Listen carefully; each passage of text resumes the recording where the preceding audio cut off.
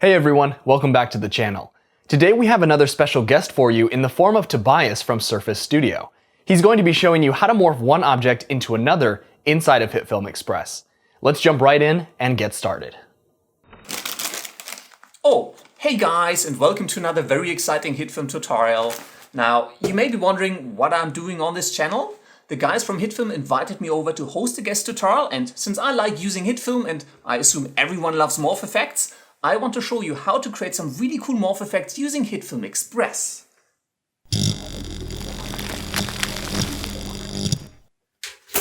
Now, this is going to be a pretty easy tutorial, but I will assume that you're familiar with the basics of how HitFilm works, like how to create composite shots and how to apply effects. If you don't, there's a ton of tutorials on this channel already that you can check out. But now, before I talk your face off, let's jump right into the tutorial.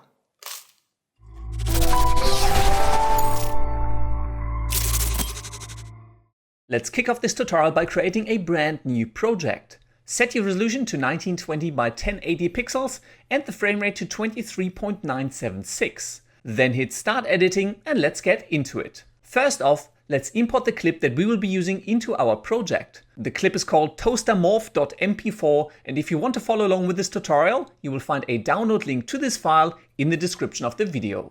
Let's bring this clip into our timeline, and if you play this back, you will see that this is the shot from the intro to this tutorial where I morphed the cereal box into a toaster. Now, the trick to make this effect really work is that I had Selena from Fables and Fashion exchange the cereal box for an actual toaster before I pretended to perform the morph. This allowed me to interact with both the cereal box and the toaster. To start building the morph effect, right-click onto this clip and select to create composite shot. I am going to call this one Toaster Morph VFX and then hit OK. Let me make my timeline just a little bit bigger, and I'm also going to rename this layer to base footage. To make this morph effect work properly, we will need to create 3 little patches. First, we need one shot where there is nothing in the location of the morph. Then we need one shot where we only have the cereal box, and then we need another one where we only have the toaster. The simplest way is to use some of the frames from this very clip. So with the toaster in place, let's come up to the options and export this frame. I'm going to call this one toaster.png and then hit save. Let's go back to where the cereal box is standing all by itself and export this frame as well. I will call this one cerealbox.png and hit save. Finally, let's come to the very beginning and save out this frame as well, and this one I'm going to call cleanplate.png. Now, first off, I want the cereal box to remain in its place until I perform the actual morph. Since Selena exchanges it for a toaster halfway through the clip, let's fix that up first. For that, import the cerealbox.png file we exported earlier and then drag it into your composite shot. Make sure you place this layer at the very top and let's rename it to cereal box image. Trim the start of the layer so it starts after I've placed down the box. Then draw a mask around the cereal box and be sure to include the area where Selena's arms are coming into the shot to do the swap. In the layer window, let's expand the mask shape, set the feather option to out, and then bring up the feather strength to maybe around 80 or so. So we're now creating this little cover up patch here to keep the cereal box in its place.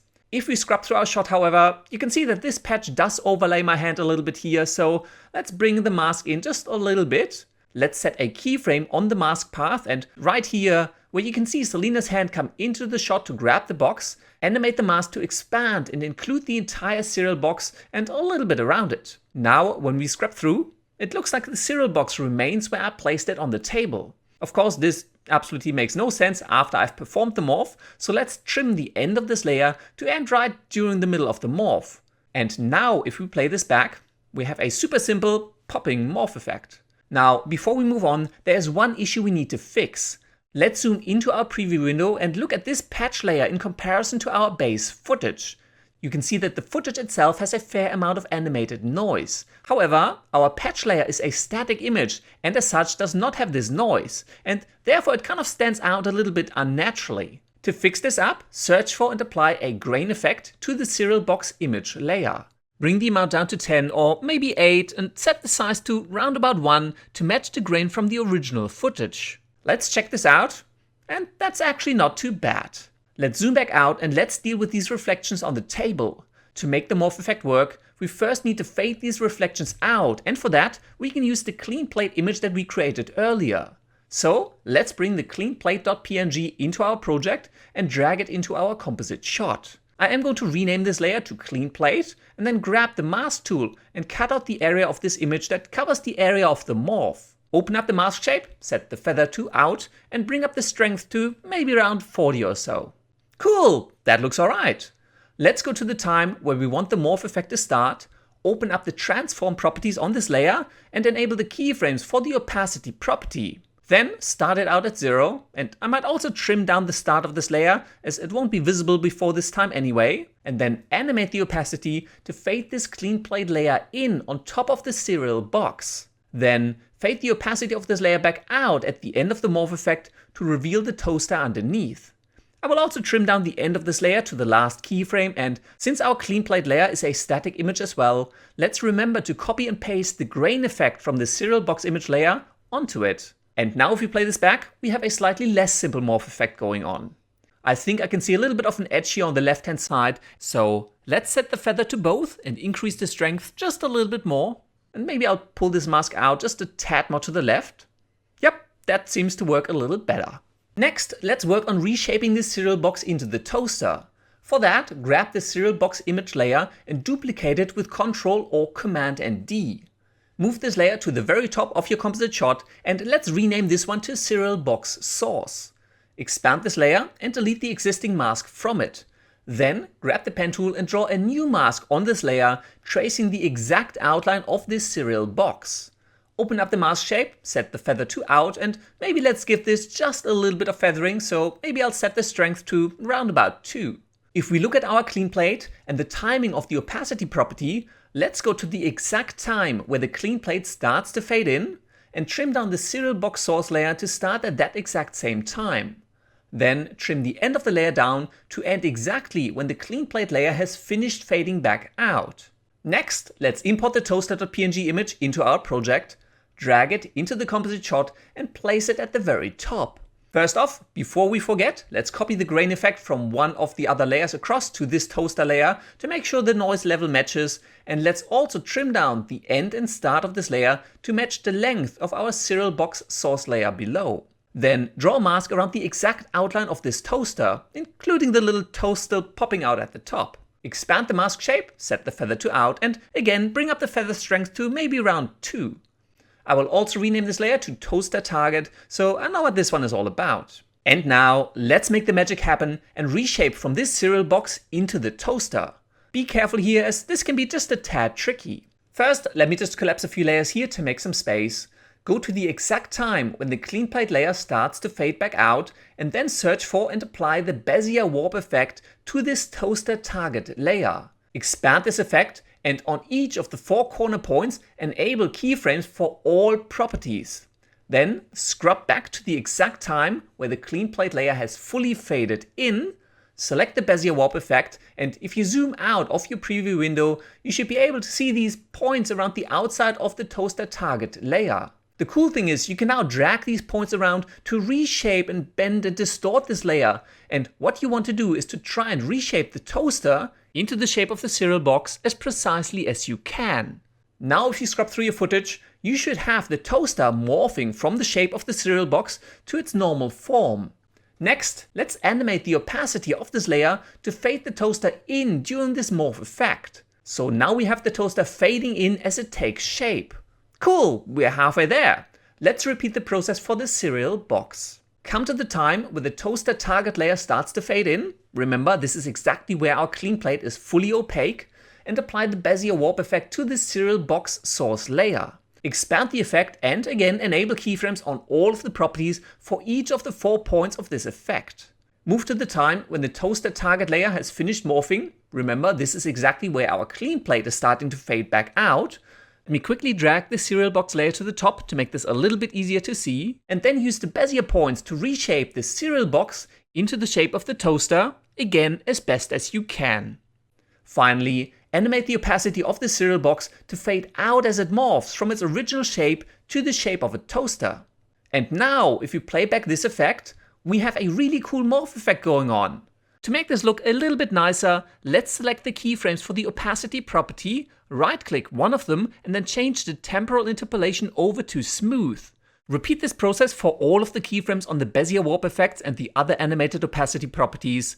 This will ease in and out the animation and make the effect look a little bit more organic. Let's check this out. And that is looking pretty sweet. And with that, we have completed the basics of our morph effect. Now, we could leave it right here and call it a day, but there's still so much potential to make this morph effect look actually exciting. Now, for the sake of brevity, I will move through these next few steps fairly quickly. There will be some links to relevant tutorials down in the video description, so be sure to check them out. And of course, this is just my personal opinionated approach to making this visual effect pop, so feel free to tweak this to your liking. First, let's add some glow to our morph effect. For this, simply duplicate the cereal box source and the toaster target layers and pre-compose them. Within this composite shot, simply extend the start and the end of these layers a little bit to give yourself a little bit more time to play with, and then, back in the toaster morph visual effects composite shot, simply apply a glow effect to this layer. Change the blend mode of this layer over to add, and then adjust the glow settings to your liking. Then simply animate this layer to fade it in and out to match up with your morph effect. Nice! We're one step closer already. Now, please forgive me, but as a Star Wars fan, I just can't help but add some lightning shooting out of my hands. Also, I'm not going to go through all of the gritty details of how to create this effect here. You can find a full tutorial for that on this channel already, and the link for that is down in the video description below. All I did was add 2 lightning effects to a new plane layer and animate them to shoot from my hands during the duration of the morph. I then tweaked the glow settings to give the effect a more diffuse greenish yellow look. Let's check this out. Cool, that's looking pretty nice. Now, you may notice that the point where the lightning connects with my palms looks a little bit disjointed, so let's add some light flares to my hand to fix that up. Think of the Iron Man blaster. For that, create a new plane, make sure the color is set to black, then search for and apply the light flares effect to this layer. This effect creates some really cool lens flares, and you can open up the settings and change the look to anything you want. The one I personally really liked is called Flashlight White. Change the blend mode of the hand flares layer over to screen, and let's bring the scale of this flare effect down to maybe around about 150. Next, animate the hotspot position of this light flare effect to follow the movement of my hand. You can do this manually, as I did here, or you can use motion tracking if you hate all things manual. Also, there is a tutorial for how to do motion tracking in HitFilm Express on this channel already, and again, the link for that is down in the video description. Finally, animate the intensity of the flare to fade the effect in and out in time with the lightning shooting from my hand. Then duplicate the light flares effect and drag this copy to the movement of my other hand. And now, if you play this back, I have lightning shooting from my hands. Now, I also decided to add another light flare and place this one on top of the transforming cereal box. I then animated the hotspot position to follow along with the movement of the morph. This just added a little bit more intensity to the transforming objects and again helps to make the effect look a little bit more interesting. Now, one thing that is really missing is that even though my table is quite reflective, we don't yet have any reflections for all of this lightning shooting from my hands. So let's fix that next. For that, simply duplicate the lightning layer, flip it vertically, and then drag this copy down to position it where you want the reflection on the table to be. Add a blur effect and bring the radius up quite a bit to give this layer a nice and soft look. Then right-click this layer and convert it to a composite shot. Here, it's very important that you move all effects and masks with this layer and then hit OK.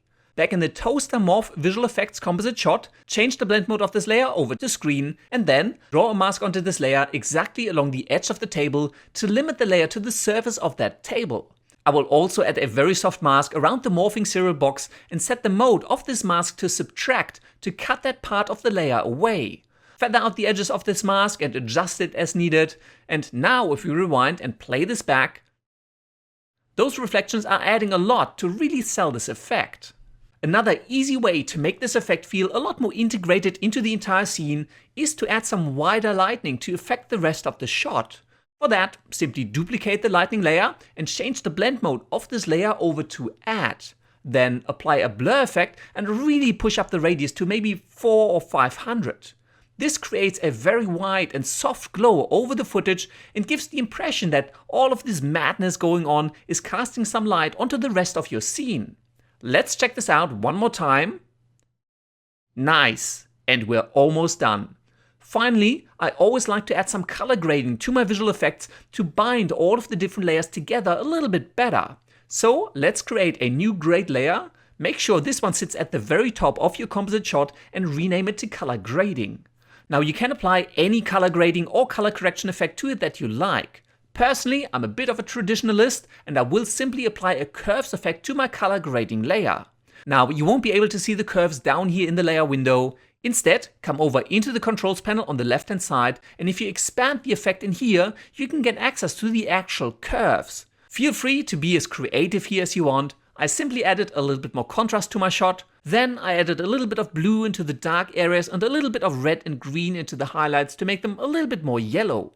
As you can see, this simple color grading layer adds a whole lot of style and pop to our final effect and binds all of those different elements together a whole lot better. And now, rewind your composite shot and play back the final morph effect.